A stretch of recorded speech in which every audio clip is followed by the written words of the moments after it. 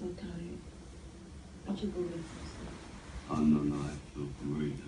Listen, I've been thinking, if you don't want me mixing with Creed no more, we'll make out some other kind of way, you know? It's my favorite part. There's one thing I want you to do for me. What? Come here. What? Win. Win. What are we waiting for? Take this!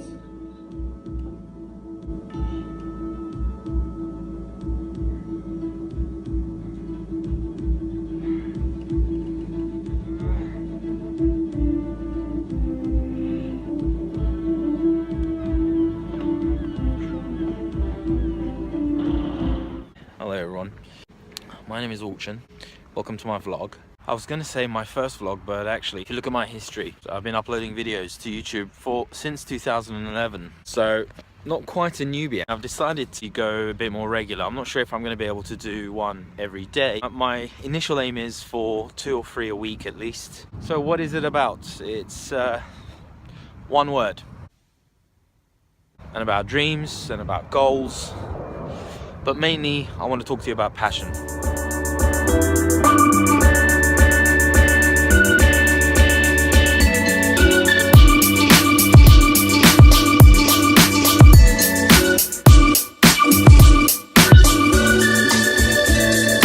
The Random Rocky intro. It's one of my favorite movie franchises of all time, along with Star Wars, Bond, Lord of the Rings. One of the things that I'm very passionate about, movies, storytelling, movie making. But before I get into any of that, I'm actually Turkish, 38 years old. I moved to London when I was 10, back in 1988. I pretty much grew up here. I live in an area of London called Canary, Wharf. There you go, so that's Hyde Park, Oxford Street, Regent Street, Piccadilly Circus, Westminster. And where I live is on, that's Greenwich, that's Cutty Sark, Royal Naval College, etc. The whole isle is known as Isle of Dogs. This top half, there's Canary Wharf, is where all those skyscrapers and stuff are. And then the bottom half is pretty much residential. I live in towards the tip. There's even an underground walking tunnel that takes you to the other side.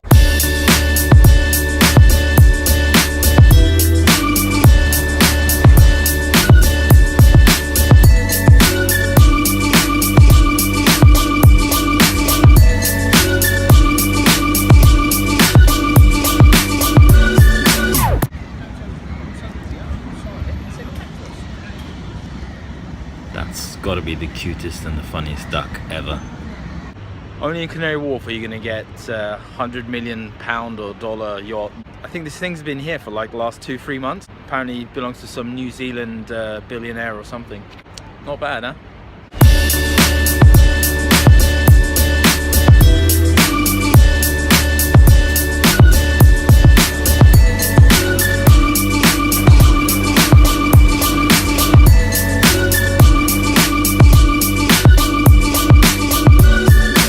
Most of my adult working life has been in finance, mainly in this area, Canary Wharf. Work for various large financial organizations, regulatory bodies as well. Going back to what I was saying about passion, I always wanted to be a storyteller, a movie maker, a performer.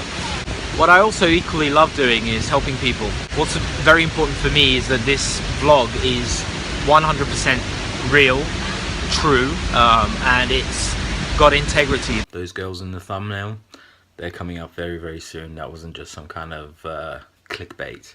There's something quite funny happens, so stay tuned.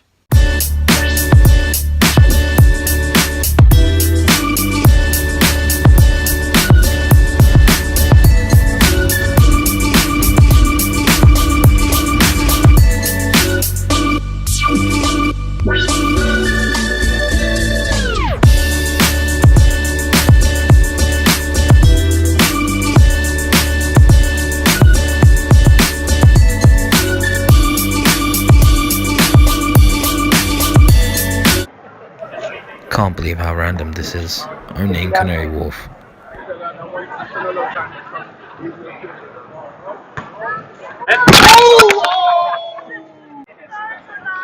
It's alright. As long as maybe we can get a picture later, that's fine.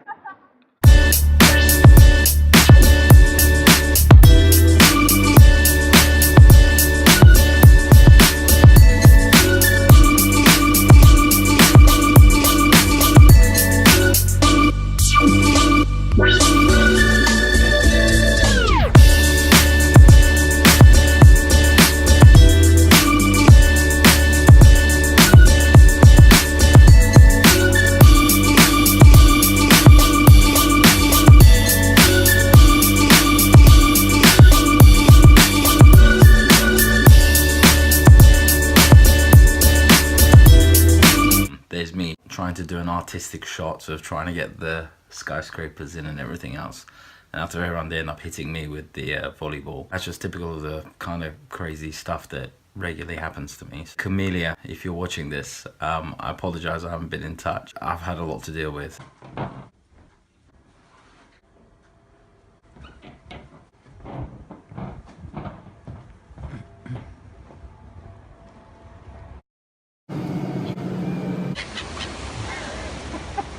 This is like straight out of an Alfred Hitchcock movie.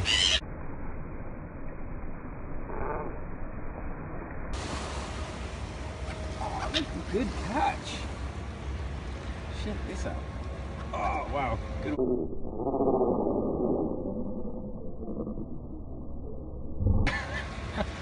Here you go, guys. Oh, wow. I am so rubbish at throwing. Good thing these guys are good at flying. There you go. Wow. God. Oh, Lily. Wow. There you go. Last one. Sorry, guys. Got no more left.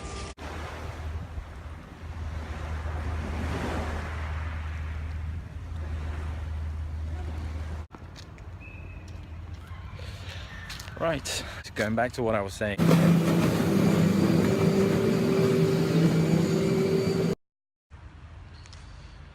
I've really been struggling. Essentially what it comes down to is I'm quite frustrated, mainly at myself. I believe I should be up here. Where I am is actually down here, way down here. With what I know, with my experience, with my knowledge, maybe even the little bit of talent that I might have. Moved to London at the age of 10. Virtually spoke no English whatsoever. Naturally, that made me an easy target at school. And I've taken all sorts of responsibilities to help my parents, like looking after my brother and doing all sorts of chores every day after school, at weekends. So I didn't really have a normal childhood. Then in my early 20s, I met who's technically my ex, because I haven't really had a long-term serious relationship since. And I know I'm not perfect, but I think I did really decent by her. I was very loving and supportive for sort of 8.5 years or so.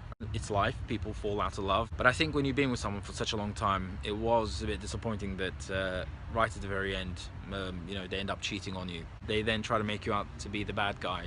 While I was in that relationship, my mum has always suffered from arthritis. For those of you who don't know what that is, that's when your immune system basically attacks all your joints around your body, seize up, and it becomes very difficult to move. But then to make matters worse, around about, I think it was around about 2001, 2002, she fell down the stairs at home and broke her ankle. Various complications. Her ankle didn't heal properly, so pretty much from that point onwards, she became physically disabled. Naturally, that was very hard on her. That was very hard on our family. And just all the pain that she goes through is not great, and it's gotten worse over the years. And because of her immobility, she's put on a lot of weight, which doesn't help, makes things worse. And then around about 2005, 2006, my dad decides that he's had enough and he takes off, pretty much abandoning my mum, me and my brother.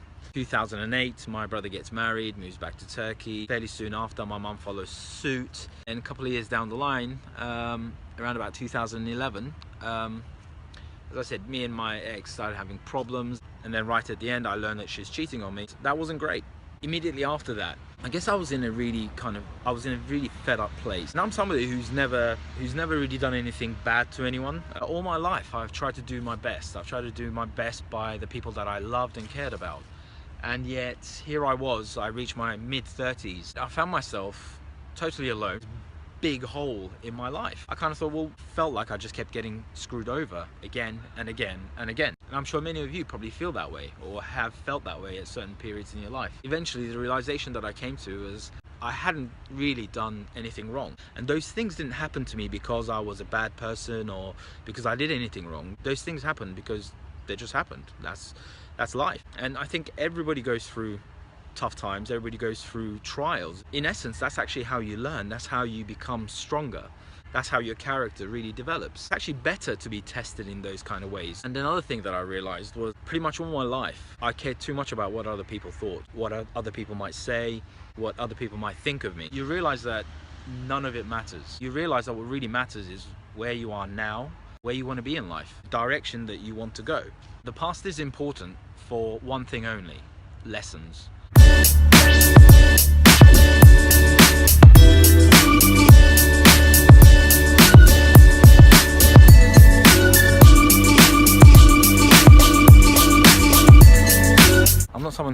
gives a lot of advice, or I don't tell people, oh, you should do this, you should do that. But you know, I do have a lot of friends who do regularly call me up, or you know, we meet up for a tea or a coffee, who like getting my opinion on things, who like getting my insight into things. One thing that I will always say to anyone who asks me is, if you haven't done this already, I think the most important thing that you should do is look yourself in the mirror and think about who you are, who you want to be, what you care about, what you're passionate about, and where do you want to be in life. What is it that you really want out of life? Then just get busy being that thing. You need to find out who you are as a person. You need to find out what matters to you the most, what is the most important thing for you. You should dedicate all your resources, all your energy into making progress in that. That's, you know, finance, whether that's business, whether that's law, whether that's animals, nature, whatever it is. Never be ashamed of who you are and what you genuinely love, or what you're passionate about. Just do it. Just get busy doing it. Because the longer you put it off, it doesn't matter how well you're doing in life already, it doesn't matter how much money you have, it doesn't matter what you have. The longer you put it off, the more problems you're going to encounter later on in life. Essentially, you come to a point in your life where all the material things make no difference whatsoever. If you're not fulfilled inside, if there is no internal substance in your heart and in your mind, no matter how beautiful you are, no matter how much money you have, nothing will satisfy you, nothing will make you happy. You'll always feel like there's something missing from your life.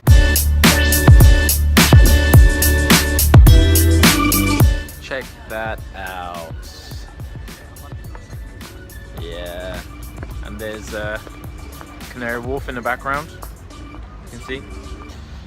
That's why I love Greenwich so much. Just look at that beautiful ship. You should come and check it out.